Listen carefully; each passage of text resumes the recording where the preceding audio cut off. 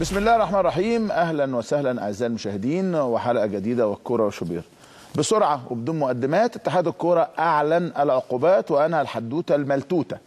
على موقع اتحاد الكوره الان بعد الاطلاع على لائحه النظام الاساسي للاتحاد المصري لكره القدم، لائحه لجنه المسابقات 2010 وشروط مسابقه الدوري العام القسم الاول، لائحه شؤون اللاعبين، قانون الانضباط باتحاد الدولي لكره القدم فيفا. اولا الوقائع.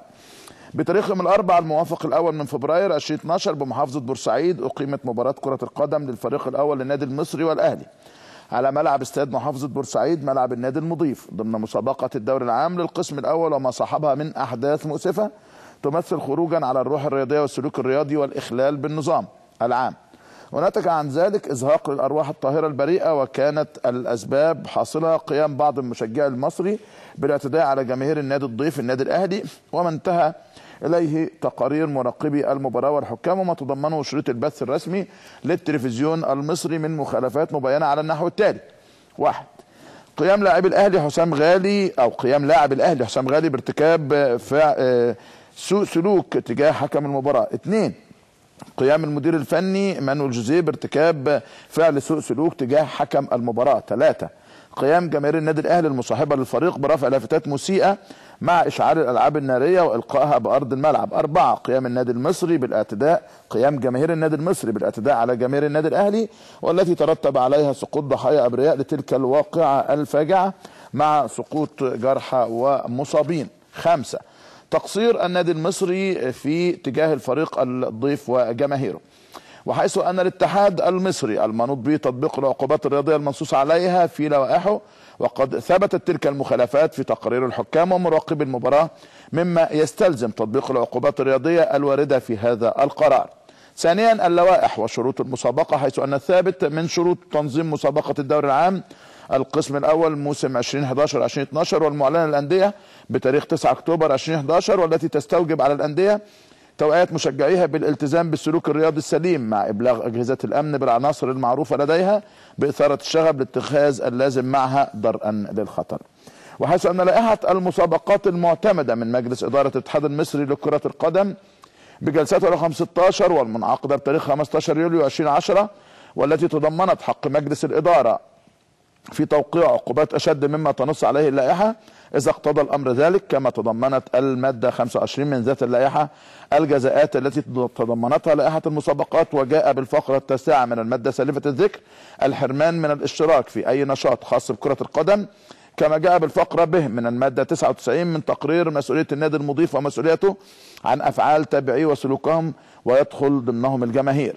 وحيث أنه طبقا للمواد 112 و113 121 125 تجديد العقوبات الواردة بلائحة المسابقات لمواجهة جسامة الفعل وما ترتب عليه من آثار حاصلها إزهاق الأرواح وإيقاف الحركة الرياضية المصرية على مختلف أنشطتها.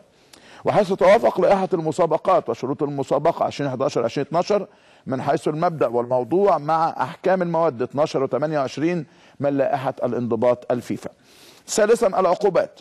في ضوء ما تقدم قرر اتحاد الكرة العقوبات التالية: 1.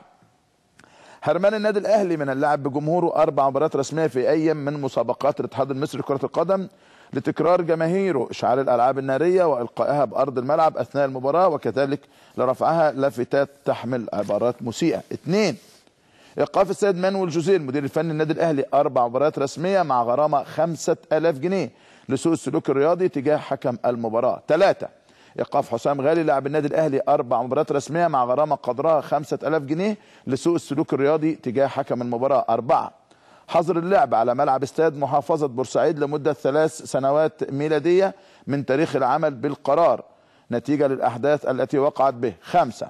طبقا للمادتين 12 و28 من لائحه الانضباط للاتحاد الدولي والماده 25 فقره 9 من لائحه المسابقات للاتحاد المصري استبعاد أي حرمان الفريق الأول للنادي المصري من المشاركة في أنشطة الاتحاد المصري لكرة القدم لمدة موسمين 2011-2012